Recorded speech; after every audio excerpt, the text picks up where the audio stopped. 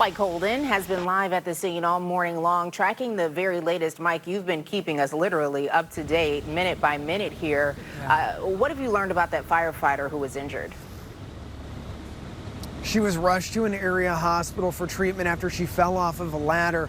But guys, I have to tell you, minute by minute, there are constant changes right here. Moments ago, they just stopped spraying down the second floor of what was a burning home. That firefighter is now carefully coming down the ladder truck. But it really makes sense when you think about this. What was found in there? Fire crews struggled to gain entry inside because there was so much debris, so much stuff stacked up. They couldn't even really go inside. Then on the second floor, it was fireworks, gunpowder, propane tanks, all these different elements that they were so concerned about that they just fought this from the outside. Coupled with the weight of the water right on that house, they couldn't send anyone in for safety reasons. But I want to show you the video of that firefighter rescue. We watched from a distance. Crews moved in and rushed, and we were wondering ourselves, what is going on? That firefighter from North Olmsted fell off of the ladder, and the crew just surrounded her, rushed her out of this area, loaded her up to an ambulance, and then took her to Fairview Hospital for further treatment, where we're looking to learn how she is doing. At this point, it appears she is stable. However, this is the video. I want you to come over to your TV. Please take a close look at this. We say explosive situation. Fireworks literally shooting from the second floor of this home at responding fire crews, as well as neighbors who were like, what is going on out here? I talked with a neighbor named Marilyn who said she wasn't sure what it was.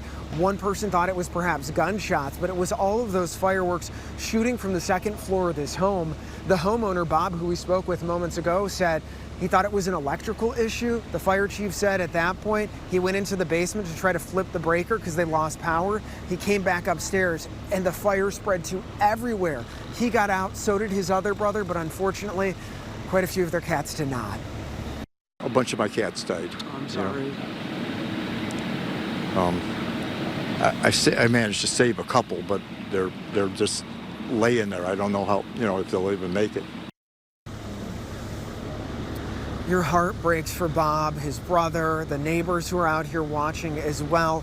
And here's a live look at the damage, the aftermath. This house is a total loss, top to bottom. Those fire crews are not even giving it a second of thought to go inside of there because they're worried at any point maybe it could collapse due to the weight of the water and what is in there. Guys, we will continue to follow through. Of course, no cause determined just yet, but as soon as I get any new info, I'll break back in. I'm going to send it back to you in studio. All right, Mike, thanks for bringing us that this morning. Appreciate it.